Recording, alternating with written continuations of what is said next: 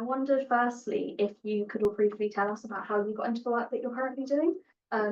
Maybe if we start with you and you work our way down. Sure. How do you want me to approach this in terms of my research or in terms of academia or? I suppose kind of the roles you took in getting to the position you're currently in. So a kind of quick rundown of, so I actually have a really strange background. I have an engineering degree as my first degree. I'm probably closer to these guys in the technical side originally. I would say I probably thought I was going to end up doing climate change stuff. And then I ended up doing something quite political. I was the president of my student union when I was at the end of my undergrad, and that kind of changed the trajectory of things for me. I then did a public policy degree, and then I worked at the UN and the World Bank and other places for a while. And then I thought, oh, actually, I could either get 5 more years of work experience or I could do a PhD and then kind of get to the kind of jobs that I was hoping to get. But then I was brainwashed when I ended up doing my PhD and I ended up becoming an academic. So after that, I sort of flitted back and forth. I spent a year at Yale in the middle of my PhD. Then I went back to Ottawa because I'm Canadian and hopefully I get to stay Canadian.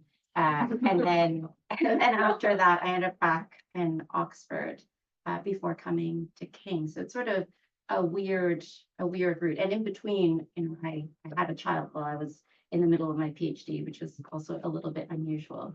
And all along, I had the intention of going back into policy work while I was doing the PhD. So that is partly to say that none of my career was planned. I thought most of my friends from my undergraduate degree work for Google. They work for Microsoft. They are in tech startups.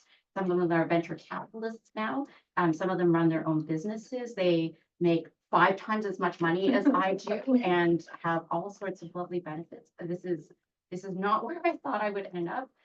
One of my early jobs was to be the technical marketer of the BlackBerry. For those of you who remember, that was like the research in motion. Yes, I could have been a multimillionaire.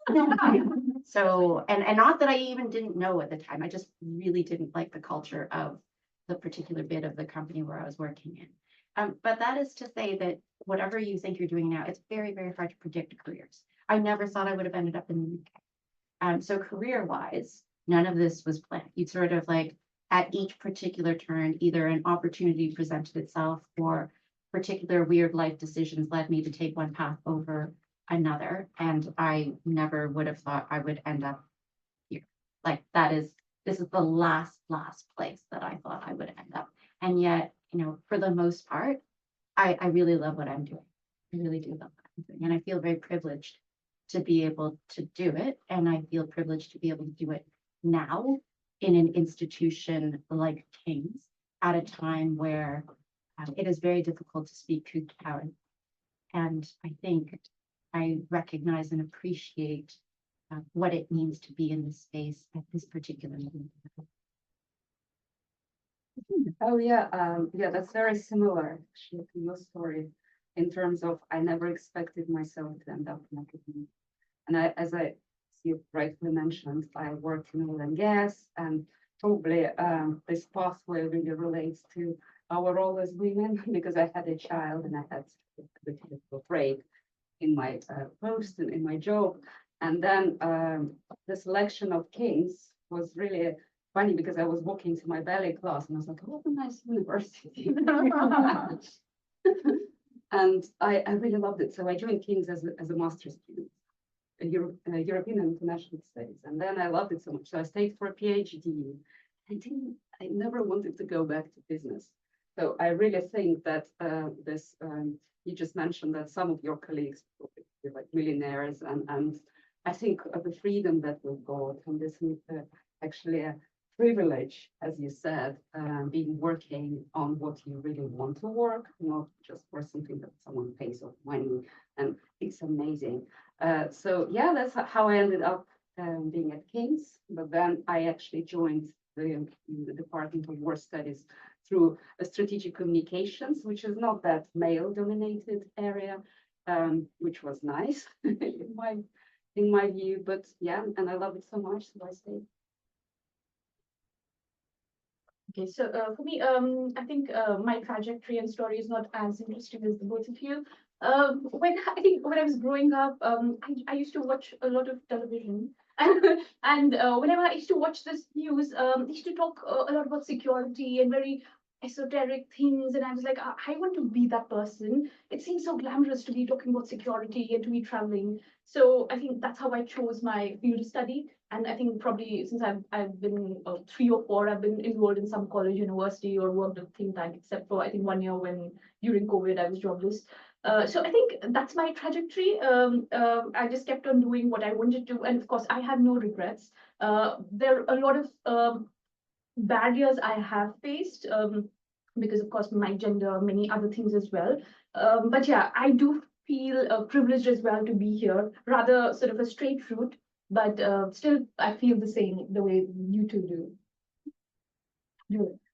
I feel like, just to be totally frank about the beginning of my career, I feel like this is definitely the start of the yellow brick road. So to be quite honest with that journey, I don't know which direction yet that's going to lead me in. But yeah, I wish I could be a little bit more romantic about it because space sounds cool and people go, oh, space is very, when you look at the stars, ooh, I've always dreamed about space. But unfortunately, that wasn't my journey. I actually came through the route of, I was a ballerina and that didn't work out. So I did my undergrad in art history and poetry. I wrote 2 poetry books, realized prop wasn't going to help me with poetry. Did my master's in nuclear weapons. And then through nukes, I got into things that go fast, and hypersonics sort of took me to the atmosphere, and space kind of came after that. So it wasn't really a romantic journey where I thought from a young age I want to work in space, which tends to be the narrative you get at space conferences, and I'm awfully jealous of those narratives. But yeah, so I think at the moment I'm in space. I love space, and the research that I do is space strategy and space power theory, and I don't necessarily know quite yet what that will look like, if it's staying in academia or if that's sort of transferring into a policy role or think tank or where it takes me. And I think at the moment, the reason that I'm communicating this sort of skepticism is because we just don't know in a world that's so dynamic what that career pathway looks like. And so I think baked into it right now is a little bit of nuance, recognizing that maybe it's not all in my control and we just have to sort of take it and run where the opportunity is. That's really interesting. And I suppose off the back of what Julia just said, I'm wondering, in terms of getting to where you are now, if there's been any particular challenges you face, but also off the back of that, what you think the biggest challenge that women face in the field of diplomacy and security might be. And whoever wants to speak, please go for it. I can. Oh, no, you go first. No, I was looking at you. Come on, see. No, it's funny because I wanted to say not that I didn't feel any challenges working in this sector, in security. I had more challenges working in oil and gas. And maybe it's not about the sector, maybe because we are in this institution. Yeah. So maybe it's better really to reframe it, depends on the sector, or is it an educational institution or an academic institution, or whether it's a business structure. Because in business, sometimes they have to adopt very hard policies, and at the time when I worked, it was really male dominated, and I had some very funny situations when maybe one of the challenging moments. So I had my immediate boss, and I gave him my because we were drafting long-term energy strategy for the development of the company, and I was part of this team leading the strategy. And I gave him my methodology for how we draft the strategy. And he says, no, it's all rubbish. So imagine all day he was like saying how rubbish it is. So I redrafted it, never probably do it because it can cause other troubles. So I redrafted it and sent to his boss. And on Monday, he calls me and I come to his office and he like throws the document that he printed out onto my table. And have a look how it should have been. I take the document and I realize, oh, at the beginning, no, go to my desk, I read it, but it's my paper. So imagine, so he hasn't even read the paper. And I came to his, it was very difficult to be polite, but I was like, but this is actually my paper. But it was a challenge, and it's not just like the appalling thing that I really remember alive, probably, because when I saw it, I was like so shocked and upset.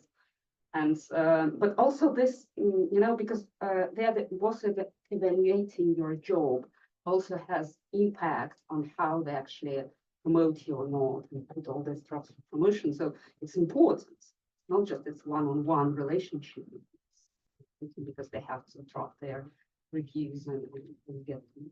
We don't get them. This is one of the stories. What have you guys faced? I have way more stories than I think. I know the entire hour of problems, so and I don't want to do that. I think I'll just talk about this. So have you heard of something called panels? So it's basically a panel which is led by men. There are no women, right? So this would be a panel, I guess, and we don't even have to at all. So I think it's underrepresentation. And then I think there's like sometimes there's this night thing, and oh God, we're living like Christine just mentioned, we're living in very tough times where you're saying that, oh, there's EDI, right? You've given, and then you're like, I'm here for EDI. What do you even mean, right? I'm here because I deserve it. I have a perspective, and because of my background, I have a perspective, right? Because of all things you've experienced, and we have the right to be here. And being in some way, or directly or indirectly conveyed that you're less in some way, you don't deserve to be where you are. It could be anything, any other sort of marginalization, but of course we're talking about gender here. But I think this is something we see a lot, that somebody, because of their gender, has earned the right to talk and be at a particular place, be at a particular panel, especially when you're talking about security. And that could be because of structure, because they've served in the army, whatever, and women aren't allowed to. But that's not always the case. We do study things and we do learn things. I mean, you don't always have to like go and serve as well. You could just learn about a lot of things in a different way too. But of course, it's power at the end of the day. Like if they have it, and it's all patriarchal structures that we're dealing with, and it sort of, we see it happen in this field as well. So yeah, just look out for manners, and yeah, it's something we do see a lot nowadays. Julia. Just a quick comment, I guess on the table analogy. I think the assumption is that we all want to be inclusive and bring as many people into spaces as possible and new voices. But one challenge that I faced is sort of mentors and supervisors, or people that I really would hope would like bat for me, actually building walls rather than making the table longer. And so I think the challenges that I faced, I mean, I'm on my third set of supervisors because of some misogyny and whatnot, has been sort of combating positions of power that are sort of structural and hard to move, when those are the ones that are supposed to support you and sort of get you a seat at the table, or even just how you belong. But probably, you mentioned you're Canadian. I'm dual Canadian American myself. I hope that remains the case. I didn't just turn into American. But maybe the challenge I would also propose is not just gender, but being an immigrant. And I moved here in 2019, so Brexit sort of challenged a lot of visa stuff. And for me, it was sort of navigating working in academia, which tends to have breaks between contracts, while being an immigrant, and making sure that you don't get deported between those contracts. And it's something I still face. I think you're sort of juggling a few things, where academia is, contract to contract, and it's wonderful to work. And when you get a really great project, you're passionate about it, you can be really flexible with your work, it can be a really great place to work. But making sure that that doesn't sort of weigh you down and making the future seem so impossible. So I'd probably just mention immigration was the biggest challenge for me. So I do have a lot of stuff to say about this. And I have seen a lot of bad, horrible behavior over the years. Probably the one that everybody's the most aware of is sexual harassment and sexual assault, right? So this is pervasive in academia. And it has to do with power relationships and power dynamics, and in particular, all the more so in academia, because of the fact that to get to particular stages throughout your career, you really need the backing of people who are powerful, and you can't afford to make them your enemies. Even if these are people who are at a distance from you, you show up at a conference, somebody says something to you, hits on you, touches you, whatever it is, it's very, very difficult then to come back and report that person, right? Because there are often consequences to doing that. Even if it's you think that person is very removed from you, but in your head, you're thinking, Can that person hurt me? Do I ever want a job in that place? Right. So all these kinds of things are floating in the back of your head. Never mind things like PhD supervisor relationships, right?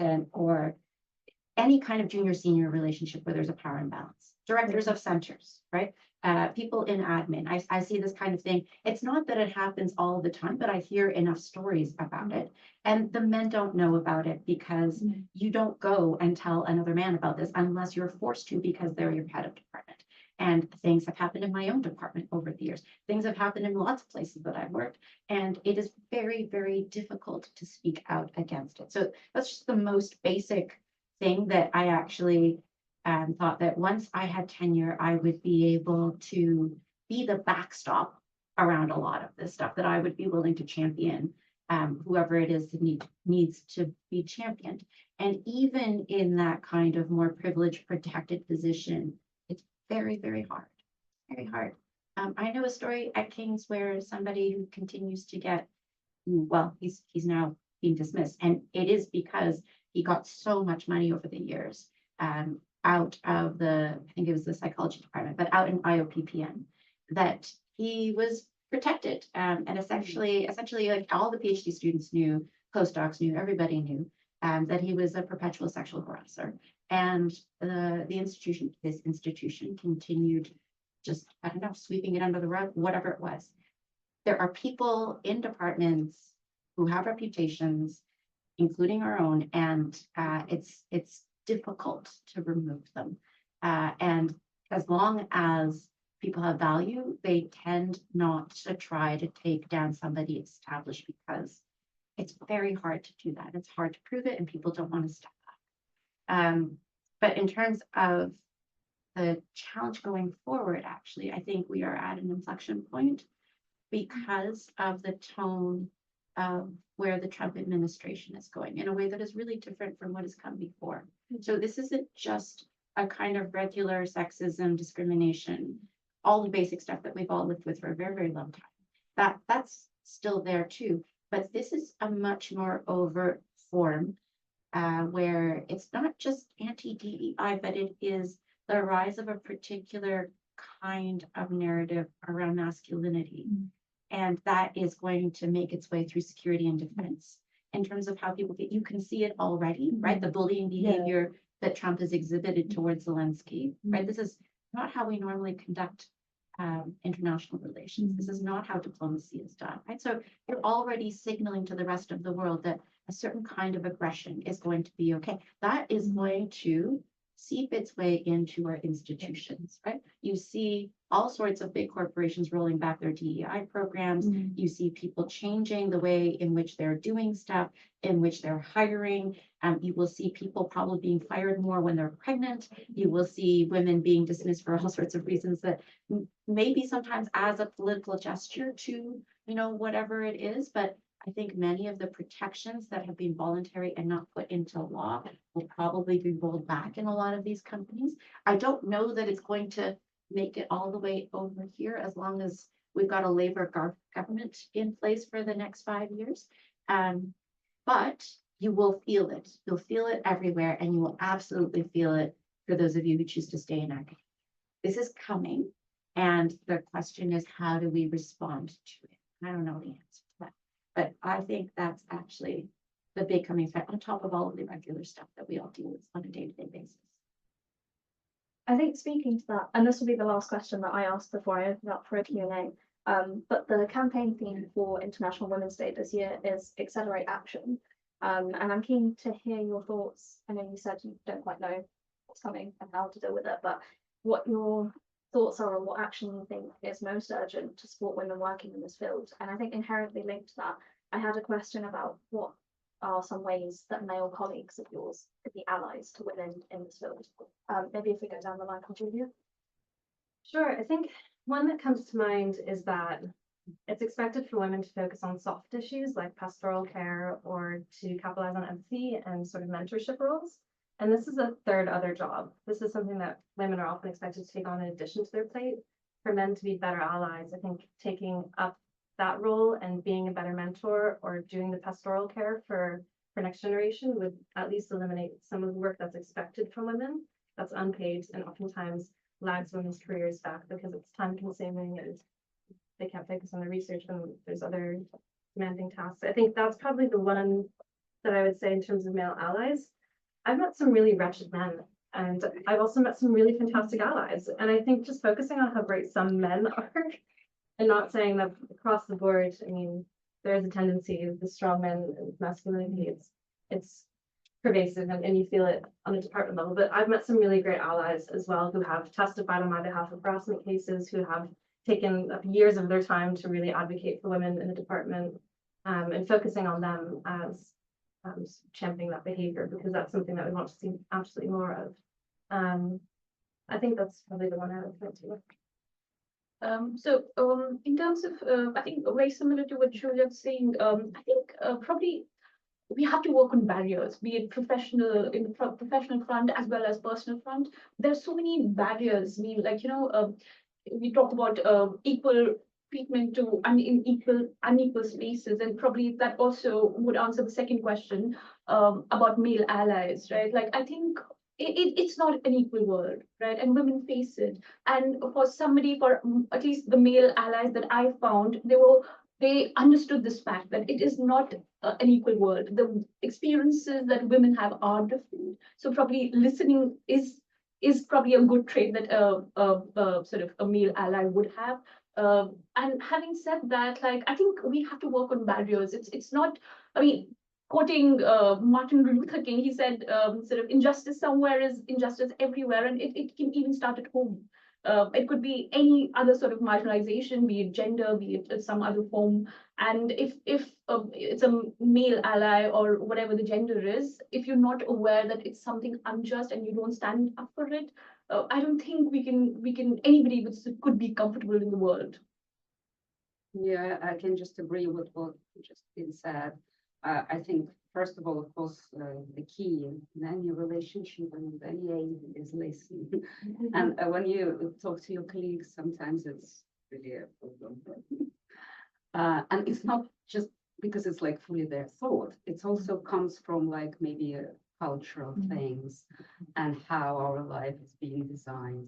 Sometimes men, I don't want to generalize because I agree as well that they're so different and they sound so empathic and sympathetic with you mostly. But sometimes they need to probably experience once something, then they understand what it is to be, and women in generalization, I hate them, more resilient to all these pressures and multitasking and having all these combinations, have a baby there, work there, kitchen there, and it's like doing these circles.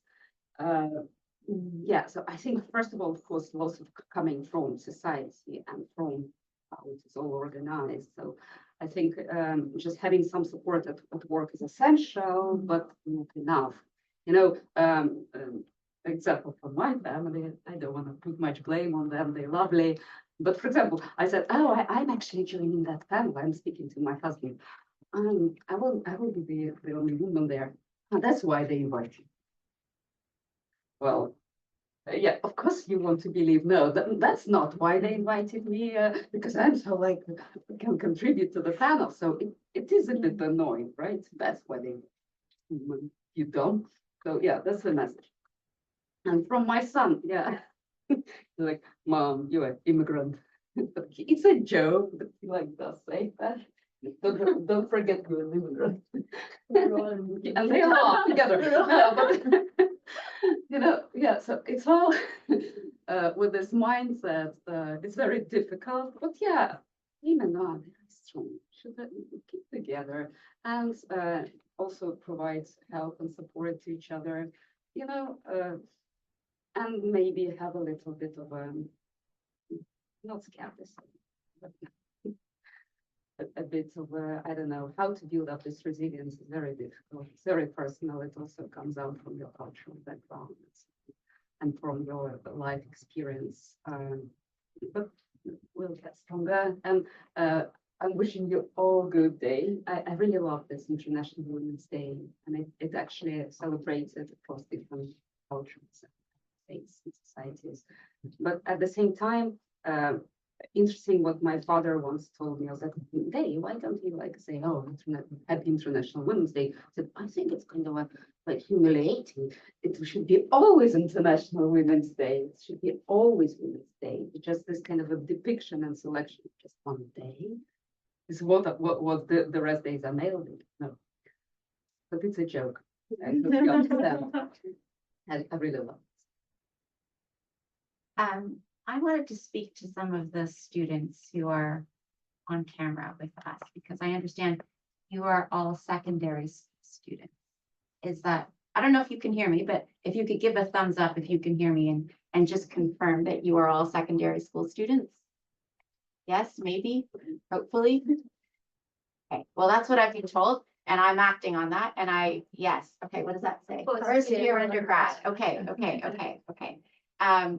So I guess you would be the youngest people in the room. And I wanted to say to you that I think when we're talking about action, the first thing to do is not lose hope, because the thing that makes most of us want to stop doing things is when we think it's hopeless, that there is no point in trying, and that and it feels like when there are big changes afoot that it's all the structures are just going to overwhelm you and you can't do anything about it.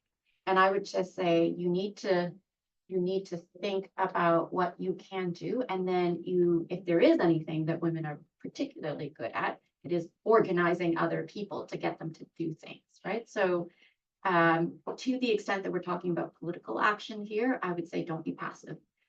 This is a time, this may be the last election that Americans have ever voted in. We don't know what's coming. I think for most people who are not paying very, very close attention to the United States, they think that's extreme.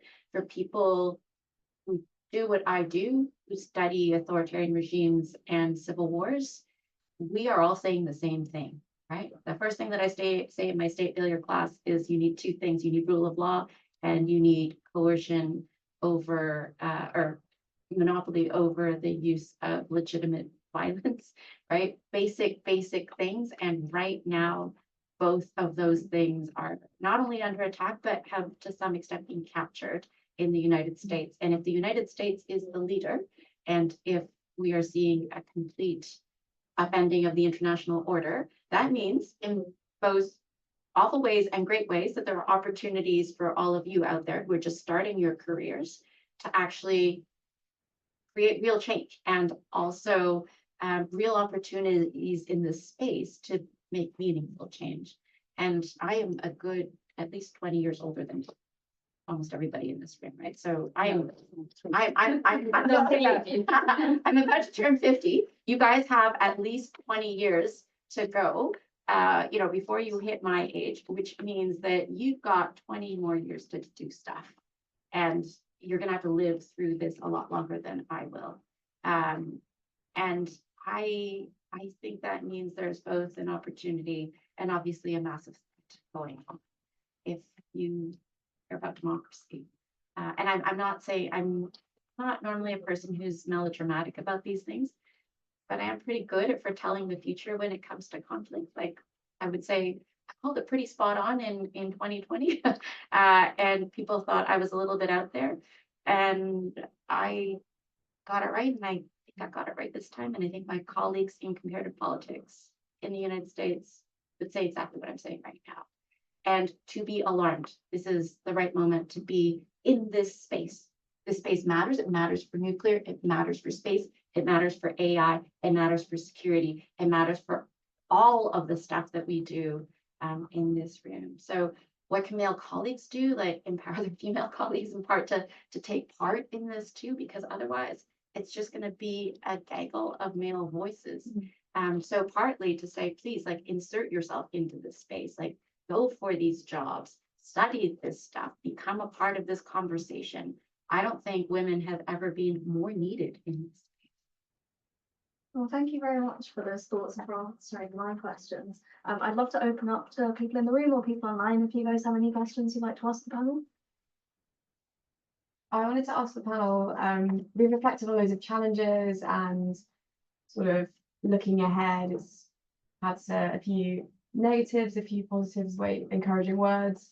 But I wanted to ask, looking back and reflecting, what have there been any moments where you thought, wow, that's really made a difference? That is something that I see as really being beneficial to women's rights, whether it's legislation, something like this, even like speaking on a panel with male colleagues. Is there a moment you thought, actually, I'm glad that I did that or someone else did that? That's really had an impact in your personal opinion. Anyone like to start? Are you thinking about policy or are you thinking about sort of personal moments as a woman? Both. It can be policy or personal moment, just something that's really made you think, yeah, that's made a difference. And that is something that, like, when we're having a conversation like this, you look back and you think, yeah, that's motivated me to, I don't know, continue. I'll give you one. And it was very much, this is part of the reason why I said yes to today. Somebody asked me to do a one-off talk. I was a postdoc at the time in Oxford. And they said, oh, there are going to be a number of disadvantaged women from, well, not even women, they were girls in years, I don't know, 9, 10, 11. And they said something loosely, and I just thought, oh, I don't know, whatever, right? Like, I don't have time. And they said, no, please, like, we don't have anybody else. Can you please come and do it? And I said, okay, fine. They said it was really important for people from disadvantaged backgrounds to come and hear somebody from Oxford and just talk about how they got there. And I happened to be the person who was available at the time, so I said I would do it. And afterwards, the response that came back to me was absolutely incredible. There were probably, I didn't realize how big it was either. There were probably like 300 people in the room. And they were all women who were, 14, 15, 16, 17 years old, right? Very, very well before the age that they would apply. They were trying to get them early in the pipeline. And I didn't do anything aside from just exist, really, like as a postdoc, as somebody who taught at Oxford, which was a big, like, to me, it was just, okay, this is my life. This is another thing I have to do. But for them, I think what was important to them was that I wasn't white, I wasn't old, I was a woman, I was an immigrant. I was basically none of the things that they thought an Oxford Don should be in their head, right? So none of us are from here, but for how many of you are British? Okay, so for most people who are British, I think in their heads, there is a picture of an Oxford Don, and it is not this, right? It looks like people who are in jackets and typically balding and, sit at a high table and drink a lot of port, right? So it wasn't I was not what they expected. And so many of them actually came up afterwards, and some of them started crying. And I still think about that. And that's why, like, I was like, okay, if there are going to be young people here today, it matters. Like, it matters that we look different, that we are from different places. And that means that the perspective you bring to the table will not sound like everybody else's perspective. And that's really important for setting policy. Like, you cannot get it right if you don't have the diversity of viewpoints in the room.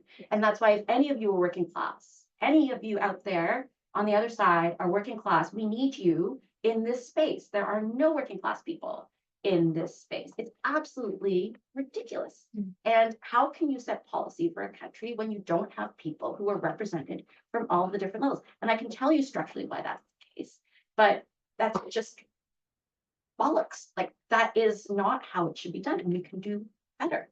And also, you come out with crap policy at the end, right? You just don't get it right on so many different levels. You can't access all sorts of populations. You don't understand the challenges that many of these diverse populations go through. Because you have no idea what it's like to not have privilege, to not be safe, to not be secure. And, from the most basic things, like, if you haven't experienced it, yes, you can imagine it, but it is better to have people at the table who have some of that more direct experience. And I would just say that about, this kind of thing where there are moments when it matters just the fact that we exist. Like, it is in itself kind of, screw you to the rest of the world. Like, we made it, and it means that you can too. I've had so many people in my life, like, I just look at them and I'm like, oh, I want to be you in 10 years. There were particular people at Oxford who I looked at and I thought, oh, look, I could be you. But I actually never had anybody who looked like me. And I've had a few different people now in my career who are Asian, like, East Asian females, not necessarily of like from a North American or an Anglo background, right? And they've said, I didn't know that like you are the first version of the me that I want to be, right? You're the first kind of East Asian background academic who I've ever met. And that was really powerful to me, right? And I just thought, okay, this kind of matters, even it doesn't matter what I do. Just the fact that I occupy this position means that institutionally you can be recognized, and that is really, really important for a lot of people out there. Just to build on that about sort of being in spaces that you wouldn't be expected to be in. I lecture officers, and I just recently did a lecture about 400 senior officers in uniform. And I think there were about seven women or so. I counted throughout the lecture, but I'm constantly underestimated. And I don't think that's always a bad thing, because I sometimes get a little enjoyment when I start my lecture, and there's also representation in the Defense Academy of cultures that don't like to be lectured by women. And you can kind of see they're sleeping, or their eyes are down and they're not paying attention to you. And slowly over half an hour, 40 minutes, then they sort of make eye contact. glasses. Yeah. And not all of them, but some of them, maybe 2 or 3 will wake up and actually take you seriously. I found that really rewarding, because I don't, when you walk down the aisle and it's all these uniformed men, and I've oftentimes worked with color, pink and heels, and you parade right down the middle. You have to walk through everybody and then up onto the stage with your clicker. Like, hi, I'm here, and I'm going to teach you about lethality in space. And nobody takes you seriously. And by the end of it, I've gotten some recognition, some respect. I know maybe that's a low bar, but in these spaces, I think going into it, having not really seen that myself and had a lot of like see it to be it, especially in defense academies where you don't get access to classified material.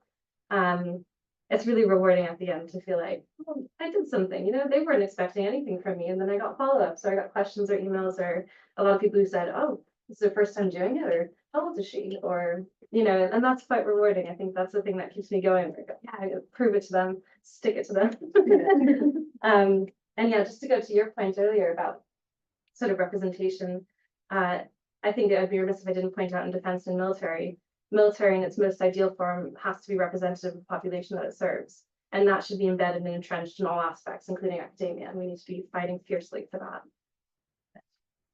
I mean, very similar to your experience actually, but it was something like stick it to them sort of way. So I remember I was in New Delhi, and at that point I was working in a think tank where military officers worked. We were particularly working on the border issues. So I was working with a lot of officers who had served at the border. And of course, I hadn't, but I'd been reading and studying the border since a very long time. And I remember there was a conference and somebody asked a question. And whenever they would introduce and answer or speak, they would be like, I'm this person and I've served there and there and there. And there was a question and I knew the answer because I'd been studying for years. I knew I hadn't been there because I'm not allowed to, because of course my gender and whatever I do, and a lot of them had. And I remember I said, I'm Rishika and I haven't served anywhere, but I knew the answer. And I think at that point, for the first time, everybody turned and looked at me. That like, it's not that there'll be a lot of things that you cannot do because your gender, because of whatever, mostly because of the constraints, because we're living in a patriarchal structure.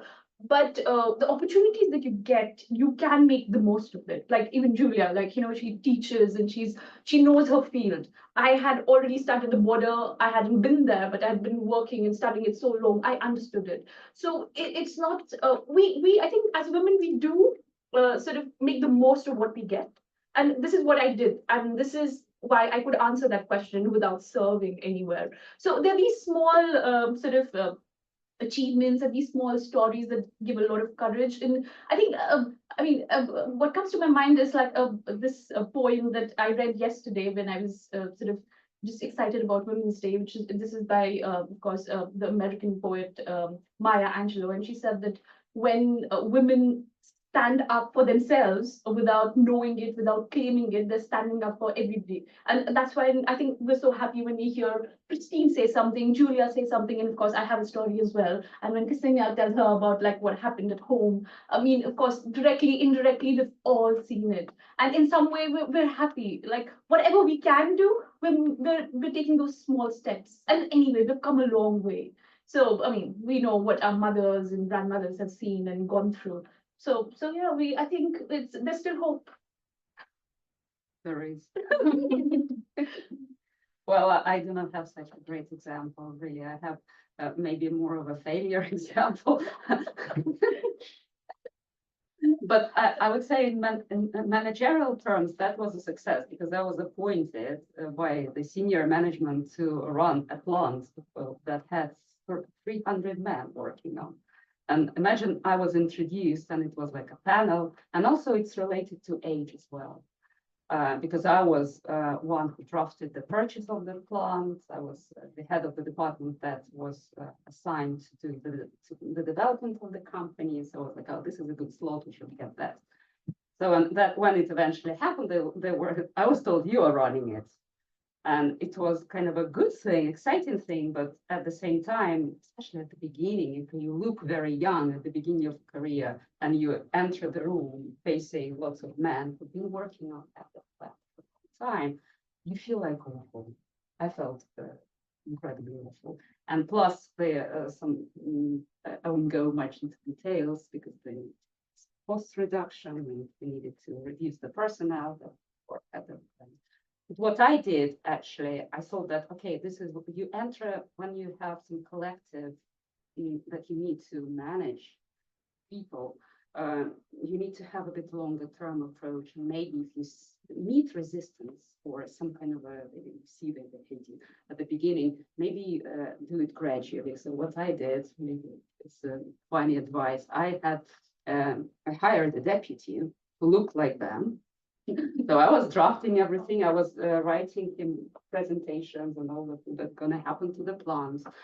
He also worked there because it was in the region. So he had to travel, but not me traveling, because I was actually at the beginning really willing to travel.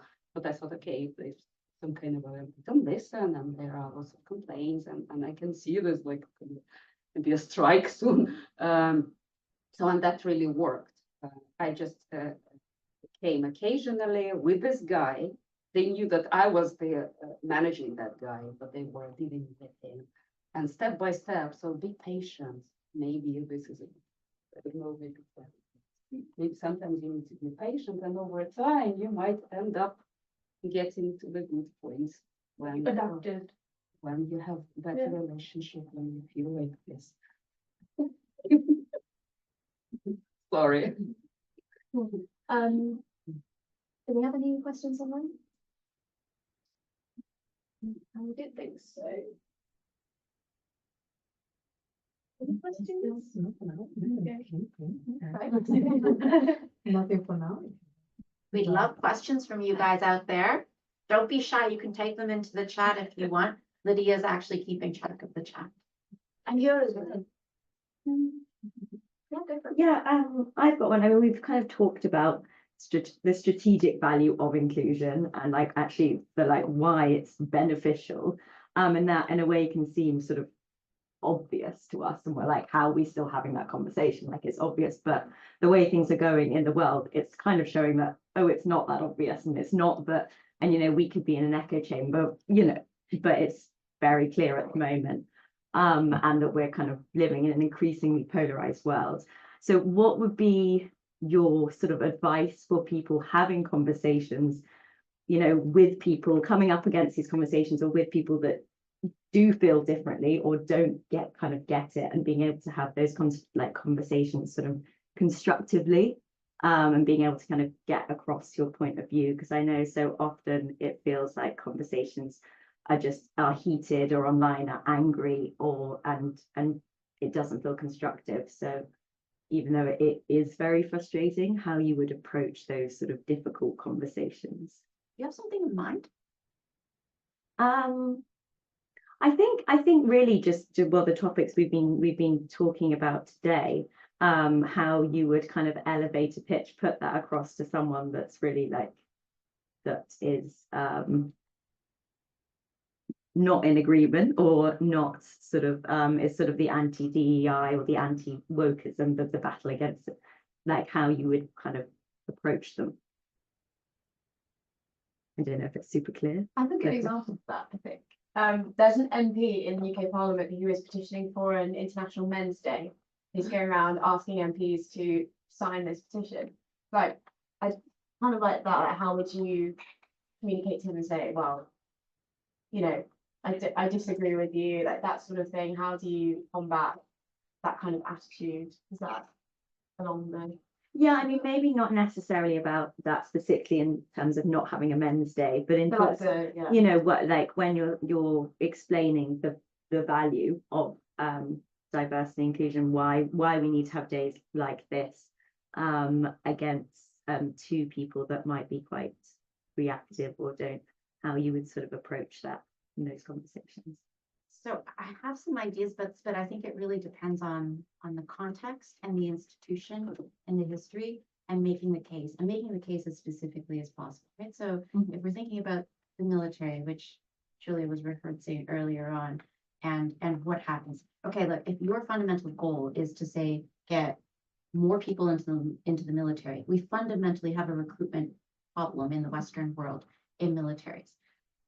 An easy way to resolve that problem is to get more women into the military, right? There are probably women who would want to join the military, except for the fact that they know that there is in the United States maybe a 1 in 10 chance of some kind of sexual assault or rape happening to them, right? If you can't solve that, then you're basically signing up to a 1 in 10 chance of being sexually assaulted or raped. It's some figure like that. It could be even higher. I don't even know. Never mind. Let's just disregard the whole sexual harassment bro culture thing.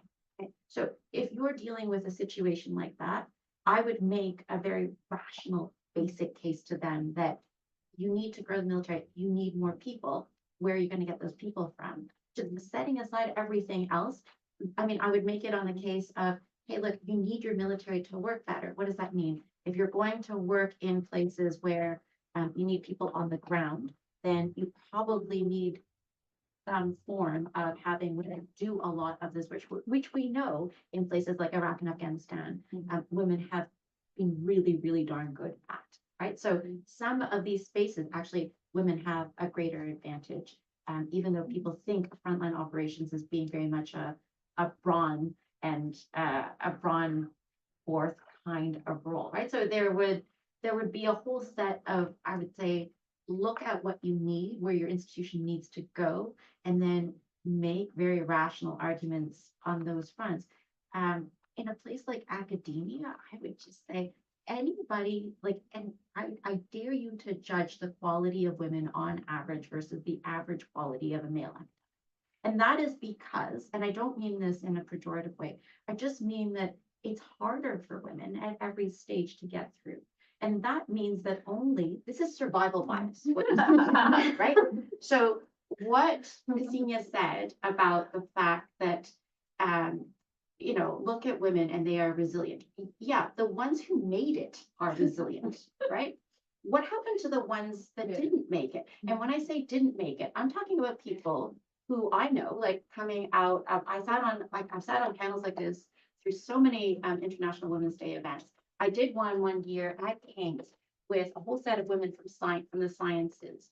And I was the only woman from the panel, like 5 or 6, who was actually a tenure tracked, I think I was on probation at the time, but I just started at King's. And they were all teaching fellows who had very, very promising early careers, doing PhDs and postdocs. And then they all named different bits of the institutions that crushed them in different ways. Lab people that just stymied their careers, cultures where they went from one really supportive place to another non-supportive place. There were all sorts of ways in which academia just crushed them, discriminated against them, hurt them. This was much more on the STEM side of things, right? So, and I was listening to their stories and I just thought,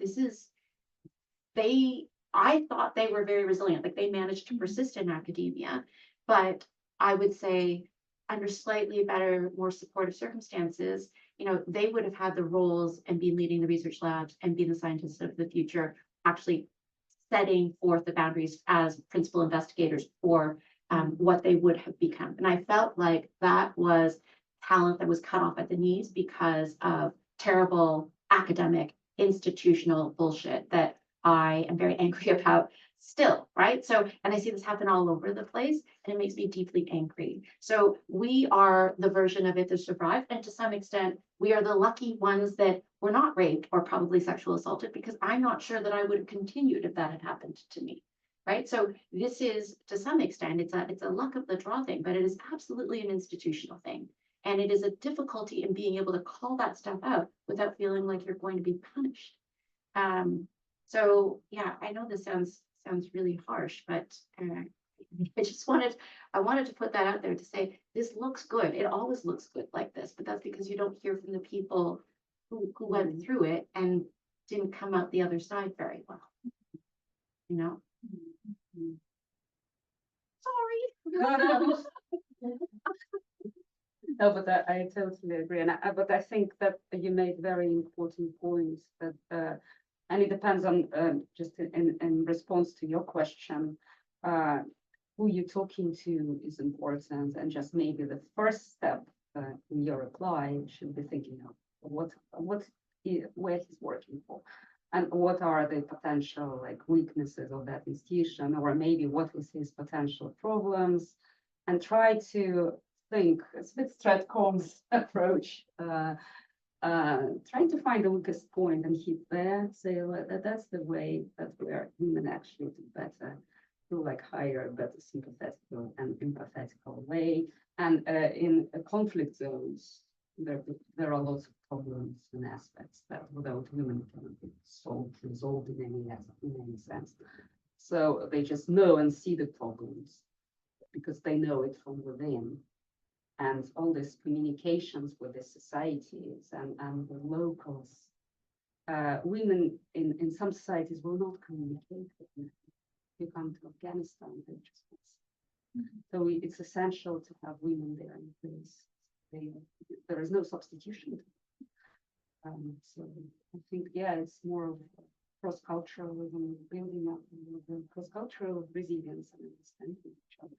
And those who are skeptical, you can think where they work and in which area he might face if he continues and keep there. Maybe when he gets married, we'll find out. We just have, we actually have 2 questions online. If we could answer these concisely, that would be great. So our first question, what networks or organizations would you recommend for women looking to enter security and defense?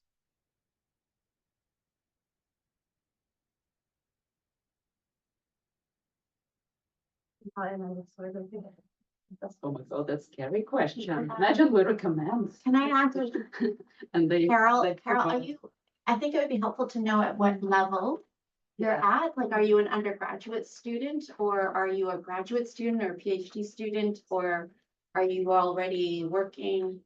I think that would help us get a better handle on how to answer your questions so that you get the answer that you want.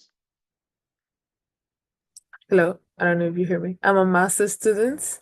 I just graduated, for my master's in international relations and international security. So if you're looking to get started, into women and there used to be, I mean, there's the Women in International Security network. It's called WISE, WIIS. And I think there's a branch there's definitely a branch in the UK, but it's actually worldwide. So, I mean, that's just specifically targeting women and trying to get more women into these kinds of roles. It's really great for PhD students. It's also really great for early career networks. For those of you who are PhD students, the International Studies Association runs a particular training program for early career researchers and PhDs. So they, if you haven't done it, it's actually really, really great. And I would strongly suggest that you guys apply for that. They set you up with mentors. It's a whole day thing. You apply to get in, but they're very, very good. And I think you make connections with people all across the field. So I think that's really great for people who are doing PhD stuff. But I would say if you're trying to actually find work in something like security and defense, and you've just finished your MA, can you say a little bit more about like what kind of work you want to do? And security and defense is really, really broad. So what kind of job are you looking for? I was actually looking for a start in policy and then move into other sides. But yeah, I wanted to do policy first. So policy, like what kind of policy? Are you talking about like NATO? Are you talking about space? Are you talking about Consulting. yeah, are you talking about like NGO work? Are you talking about area studies, particular place in the world? I was more thinking about NATO, UN, yeah. Of course. And and I Communications wanted to center, focus as well absolutely. into climate change and how energy and energy security. Okay, so it sounds like you're quite broad in your interest. I mean, normally, I would say what I would say you shouldn't do is apply to these very large internship programs where you have 5,000 people apply and they have 5 jobs, right? So you're going to see opportunities like that, and I would say that's true for everybody here. Don't expect to be the 1 out of 1,000 person that's going to get the job, because it's really, really hard to get in that way. And I would say instead, actually, go to conferences, go to events, go meet people, use your personal contacts to find, use your professors and who they know. If you are interested in doing something that's very place specific, then go to the place. You're so much better going off to the place and meeting people in the field. And through those people, you are much more likely to find a job in what you care about. Finding a job in London or in Brussels or in a big European capital is tough at the entry level. It's much easier in the field if you want to be in Iraq, in Jordan, in Nairobi, or wherever. I think those are usually easier entry points because the space is more fluid for meeting people, and expats are going to be much more friendly to you. And here it's just tough because everybody's applying for the same 5 jobs. It's brilliant. Thank you. Networking is a key, Carol, and that's actually how I ended up being in war studies, because I was in European and International Studies department, and I just came to one event. It was a book launch, and there were guys who were working in strategic communications and NATO Center of Excellence, and for them and for King's, and they invited me first to contribute a chapter. And I was like, okay, I'll write a chapter. And then they invited me to join the editorial board. And then, and it's like very funny way. You never know. So that's why networking, knowing people, joining conferences, talking to people, advertising yourself a little bit. Don't be shy. So all these things really help sometimes. But you never know where it hits, where it kicks in. Yeah.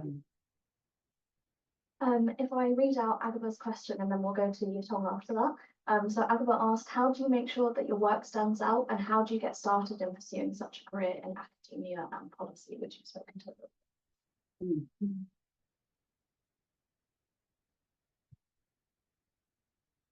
Yeah. Yeah, I think it's a bit of a broad one, making your work stand out. There's a lot going on at the moment in higher education, focusing on impact, and I suppose that's the place that I would start, is read impact guides. King's is really into impact at the moment. They've got impact awards and impact prizes and sort of policy connections. I'd probably focus on that.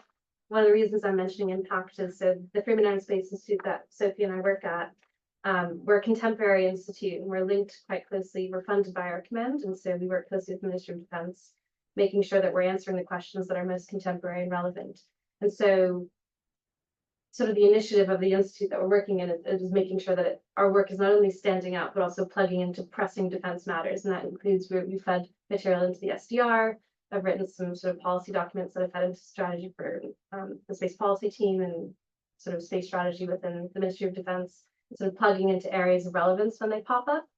I know that's hard advice to give to somebody who's not working necessarily in an institute, and I don't know what your background is, Agatha, but I've happened to be really lucky to find an institute that's aligned with the values that, for me, I really wanted to work in academia. I love the work and the research that I'm able to do, and I found it really important to have that relevance and impact piece, and I happened to find a place that prioritizes that sort of in its charter.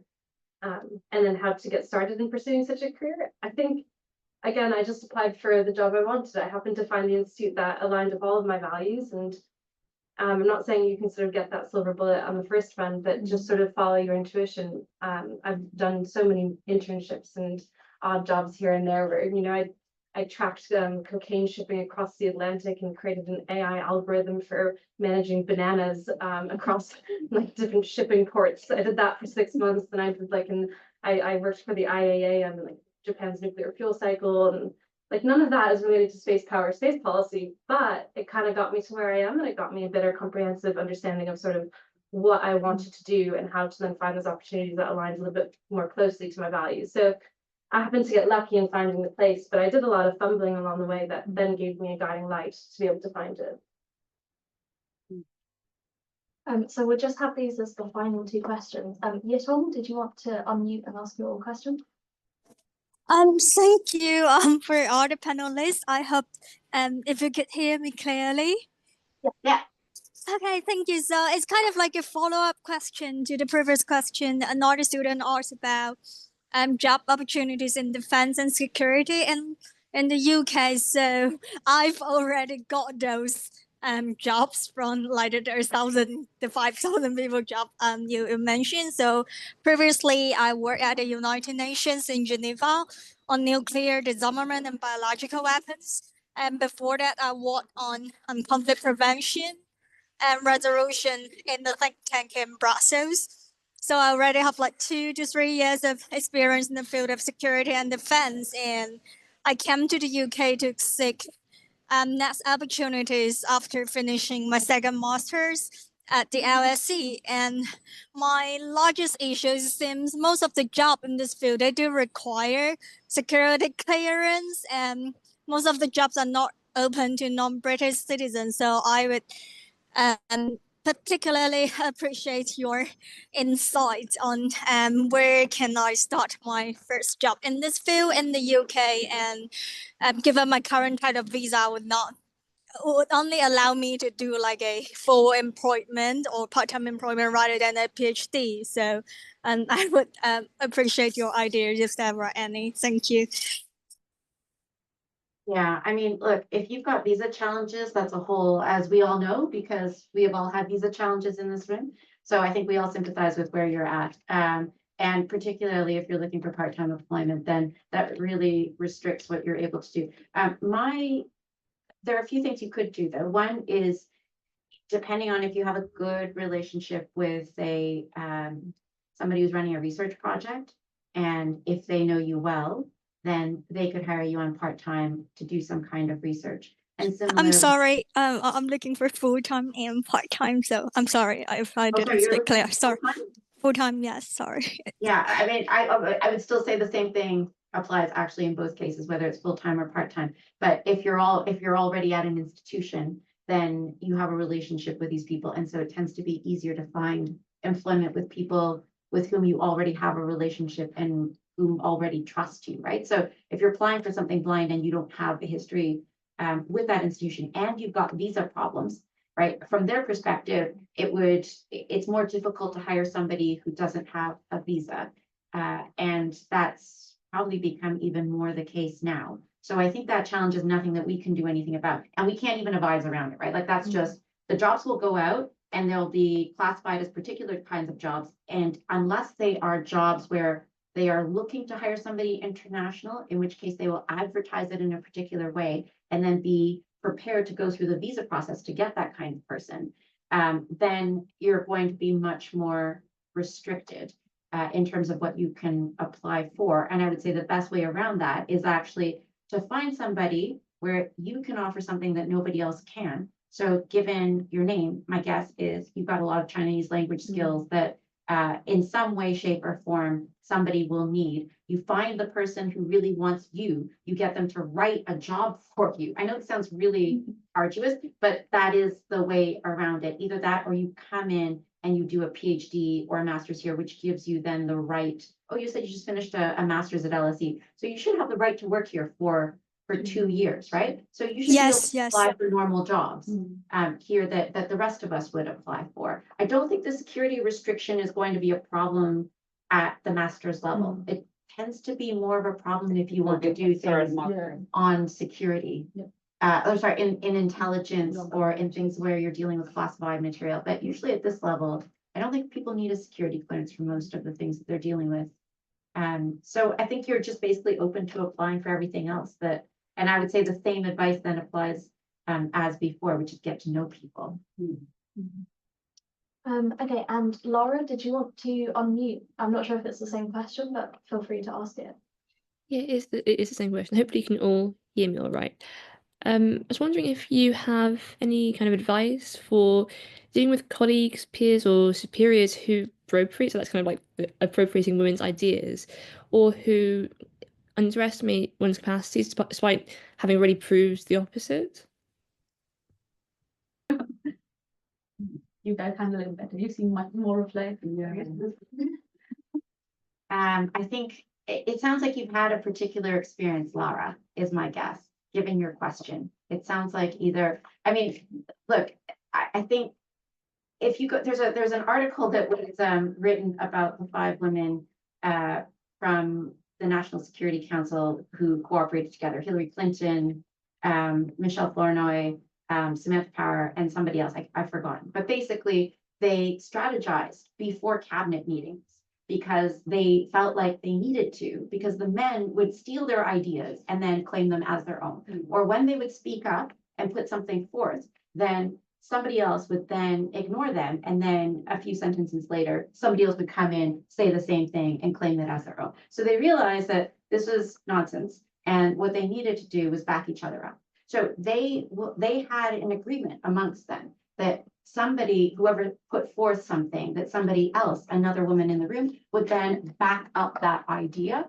and reinforce it as theirs and stop other people from trying to claim credit for their ideas. So to the extent, it depends on the situation that you're talking about, but to the extent that you see that happening, part of what you can do is stop other people from doing that to other women in the room, because you're recognizing, oh, look, actually, Christina said that first. That was such a great idea that Christina put forth. That was such a great idea that Julie put forth, right? So, and even though somebody else tries to claim credit for it, you kind of circumvent that, right? So that's part of the way in which you should think about that. If this is a set of people that you're systematically meeting with, then, and you see this constantly happening to the women, then you need to do that with the other women in the room and with any male allies who you think is as being friendly. Like, believe it or not, this is how I'm still at the point where this happens to me, and it has happened to me in my own department.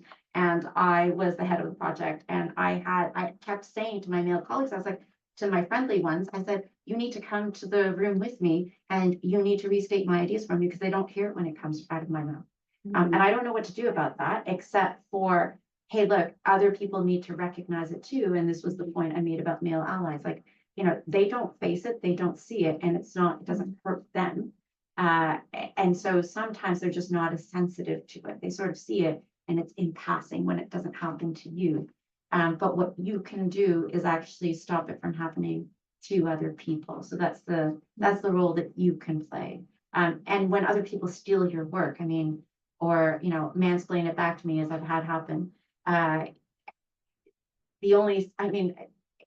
think sometimes I just give up on some people, and it's like, okay, that's it, right? So there's no point. I'm not going to tell you that actually you're telling me about my book.